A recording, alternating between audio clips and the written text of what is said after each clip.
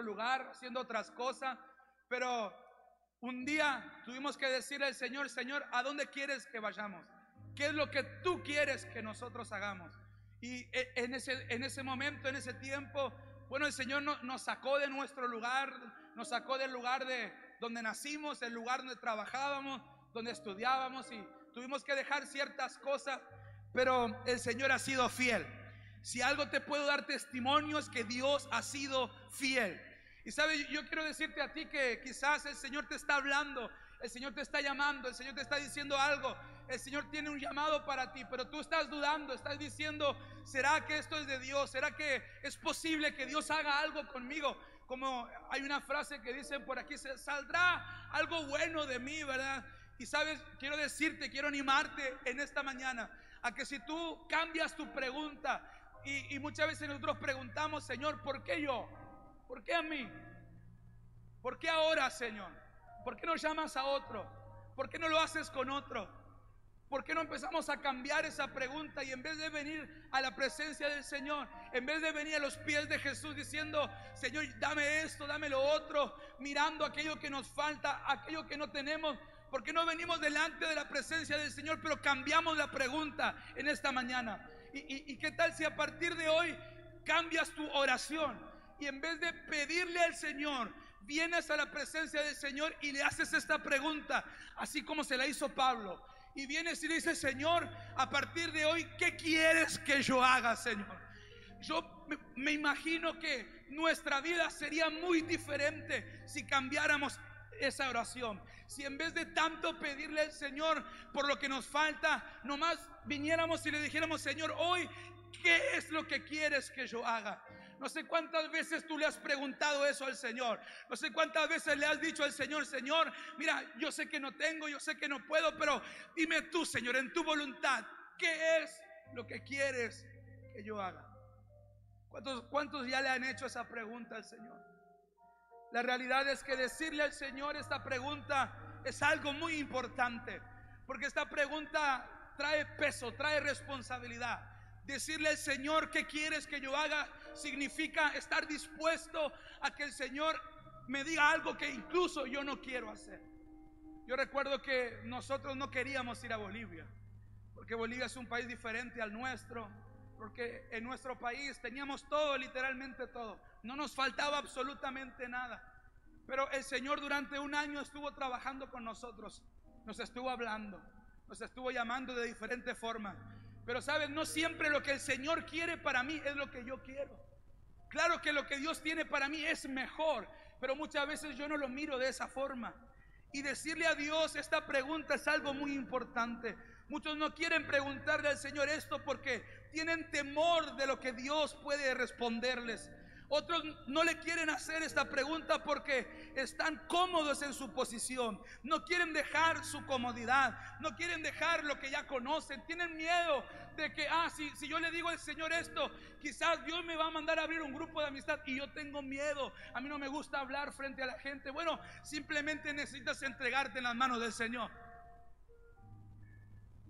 Tenemos en nuestra iglesia una joven pequeñita, ella no habla mucho, ella está siempre bien callada, pero cuando usted le pone el libro para dar la cédula, hermano, se transforma, literalmente se transforma.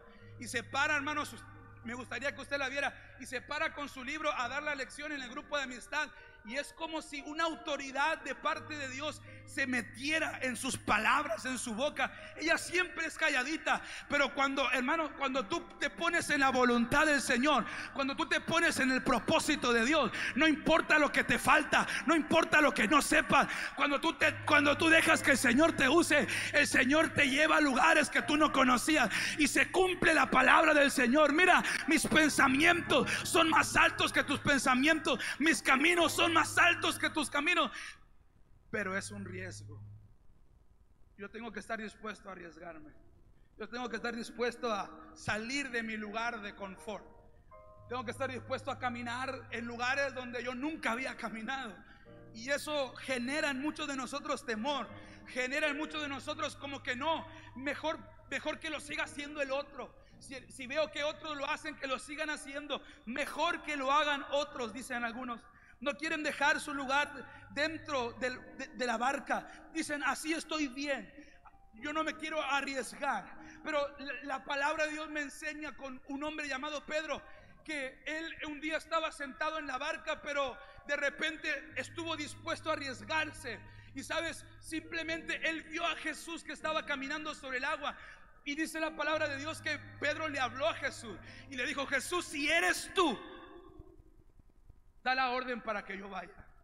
Y dice la palabra que Jesús solamente respondió con una palabra, simple, clara, directa. Saben, así es Dios cuando nos habla en nuestra vida. Algunos como que se ponen ahí como que, ¿será de Dios? Y le ponemos a dar y le ponemos pruebas a Dios. Si es de Dios, dice que suceda esto.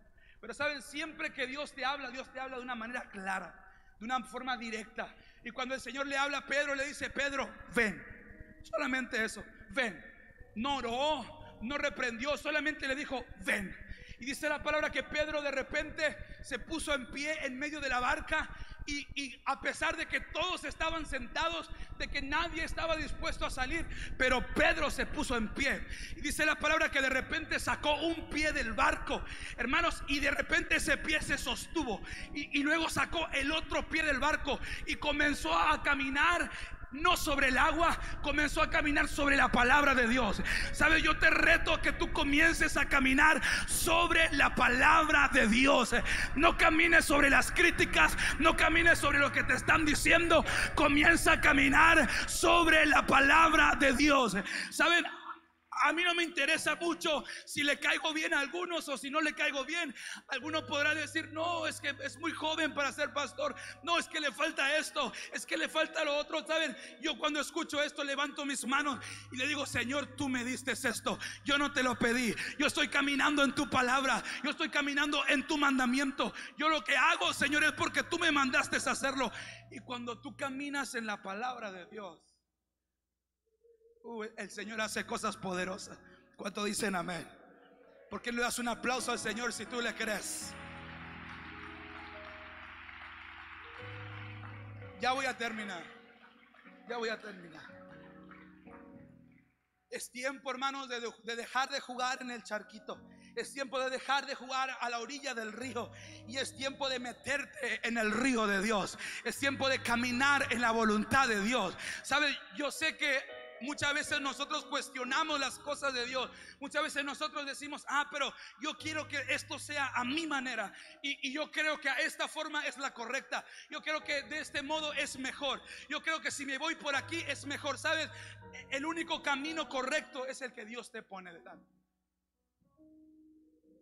Si estás caminando con Dios, ese es el camino correcto. Pero no quieras hacer lo que tu voluntad piensa, no quieras hacer lo que tú crees que es correcto. Métete en el río de Dios. Había un hombre llamado Naamán en el libro de Segunda de Reyes, que dice la palabra que era general del ejército del rey de Siria. Dice que Naamán era un varón grande delante de su Señor. Y dice que lo tenía en alta estima a Naamán, porque por medio de él había dado Jehová salvación a Siria. Y era este hombre valeroso en extremo. Eso significa que Naamán no era cualquier hombrecito. Naamán era un general. Él tenía hombres a su cargo, hombres iban detrás de él. Él tenía siervos, él conquistaba. En otras palabras, él no era cualquier hombre. Él era un hombre importante, era un hombre de conquista, era un hombre de batallas. Pero termina diciendo el versículo, pero Naamán tenía lepra. Y sabes, no importa lo perfecto que tú te creas, no importa lo hermoso que tú te creas. Sabes, Satanás, él se creyó que era suficiente. Él creyó que él era merecedor de un poquito de la gloria. Y sabes, así terminó Satanás. No quieras tú creerte que eres suficiente. No quieras tú creerte que ya estás listo. ¿Sabes? Lo que Naamán me enseña es que todos necesitamos de Jesús. Usted, yo, todos los seres humanos tenemos un hueco en nuestra vida, en nuestro corazón, que solamente Jesús encaja allí. Solamente Jesús puede llenar ese vacío. Solamente Jesús puede llenar ese espacio. Naamán era grande, Naamán era poderoso, pero también era un leproso. Y me encanta esto porque Dios Sabes, delante de los demás tú puedes tener la mejor máscara, puedes tener el mejor proyecto visual, puedes ser una persona que se ve bien, puedes ser una persona que parece bien, pero sabes, delante de Dios estamos totalmente descubiertos. Delante de Dios Él sabe todas las cosas, y Dios conocía a Naamán. Dios sabía que dentro de su recámara había lepra, dentro de su recámara había una enfermedad, dentro de su cuerpo había una enfermedad. Frente a los demás Él estaba vestido con un escudo, Él estaba vestido con una ropa de ejército, pero en su lugar secreto Él estaba herido. En su lugar secreto Él estaba con una lepra que lo estaba consumiendo. Sabes, si tú no vienes a la presencia del Señor con la actitud correcta, eso te va a matar. Pero en esta mañana solamente necesitas decirle al Señor: Señor, ¿qué es lo que quieres que yo haga? Alguien necesita cansarse de la lepra. Alguien necesita cansarse de estar amargado, cansarse de estar oprimido, y decirle al Señor en esta mañana: ¿qué quieres que yo haga? ¿A dónde quieres que yo vaya? ¿Qué quieres hacer conmigo?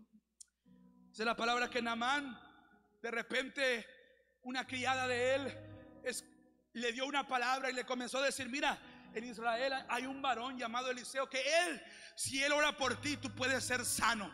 Dice la palabra que Naamán como que se llenó de esperanza y habló con el rey de Siria y le dijo: mira, esta mujer me ha dicho que si voy, el Dios de allá me puede sanar.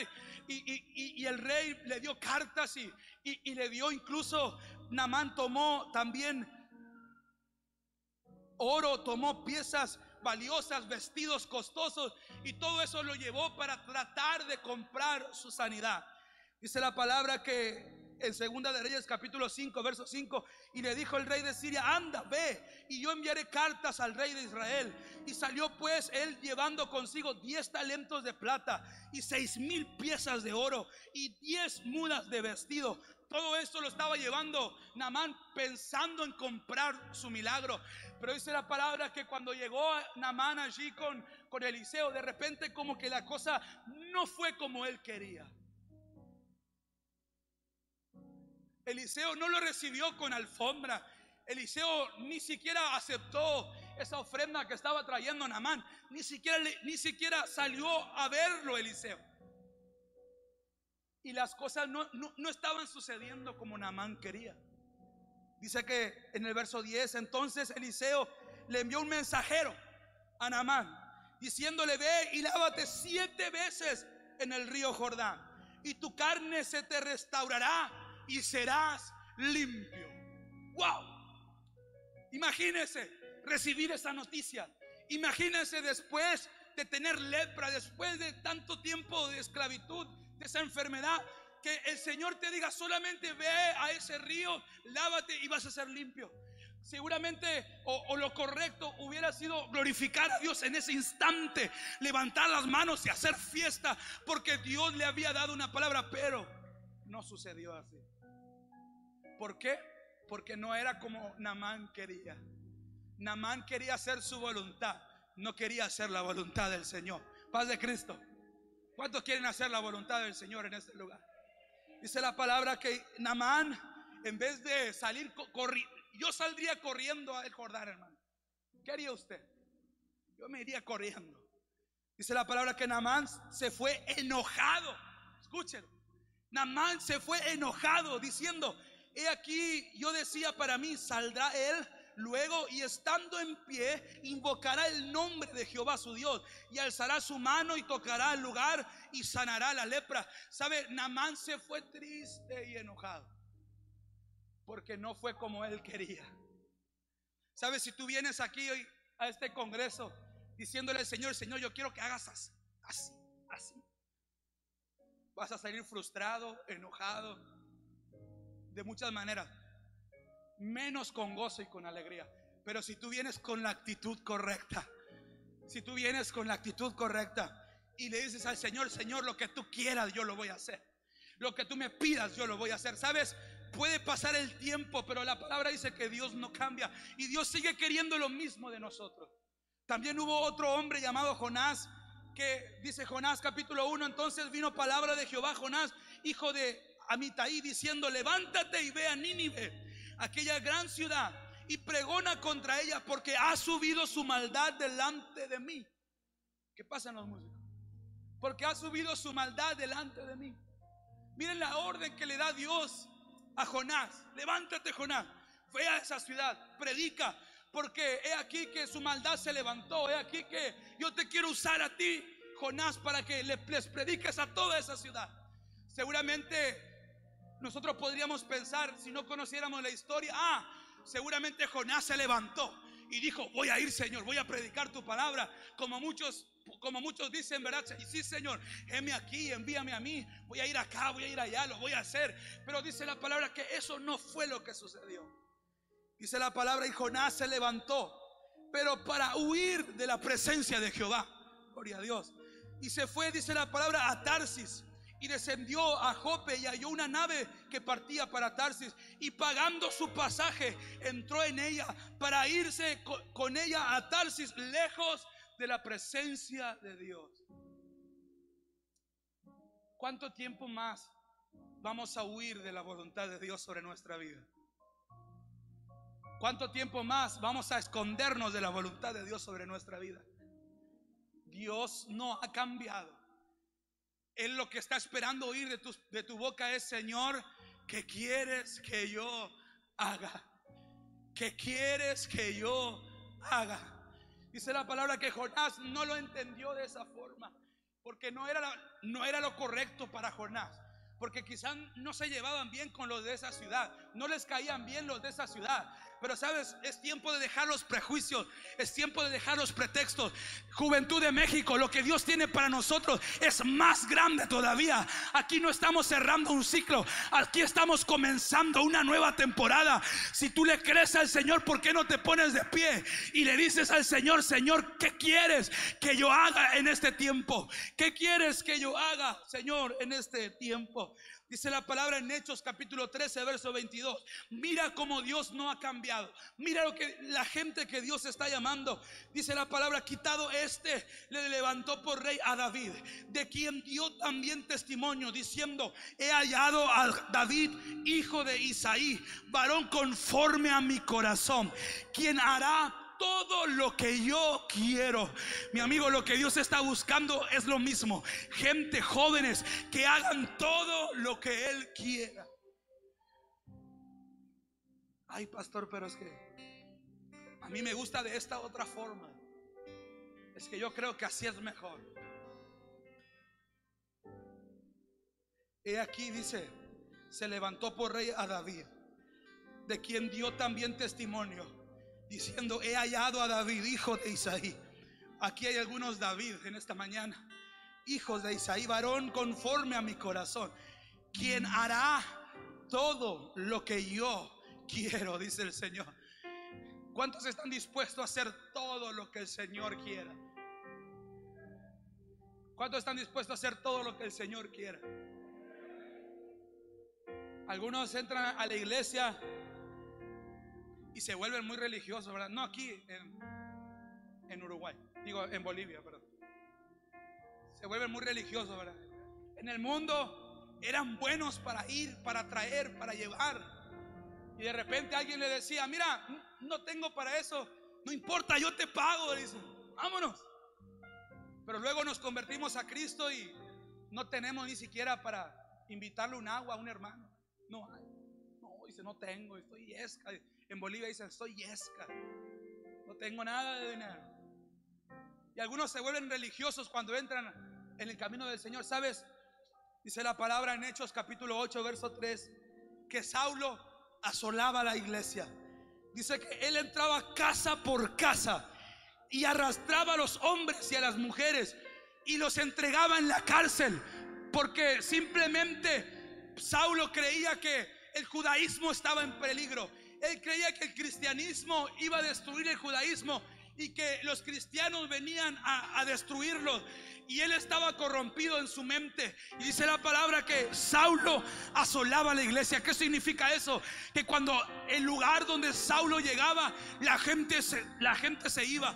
Por ejemplo, si entrara Saulo aquí, de repente todos se alejaban de él. Saulo asolaba las ciudades, asolaba las iglesias. Donde él entraba, los cristianos huían.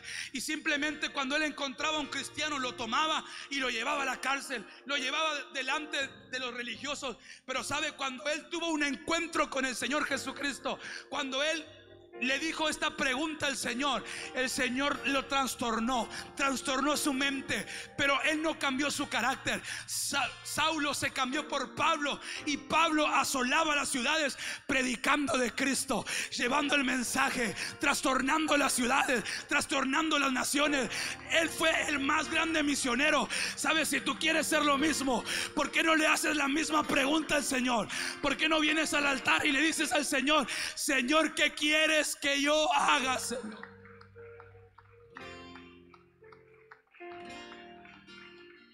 Quizás aquí hay algunos que le han dicho al Señor: Señor, lo he hecho todo a mi manera. Y así nos fue, ¿verdad? Pero si quieres hacer a la manera de Cristo, ¿por qué no vienes al altar en esta mañana? Pero ven con un corazón como el de Pablo y dile al Señor: Señor, ¿tú qué quieres de mí, Señor? Vas a comenzar a vivir cosas diferentes cuando hagas las preguntas correctas. Cambia tus preguntas. Comienza a decirle al Señor: Señor, mira, así como estoy, chaparrito, alto, flaco, gordo, úsame, Señor. ¿Qué quieres que yo haga? Alguien que comience a hacerle esa pregunta al Señor: ¿qué quieres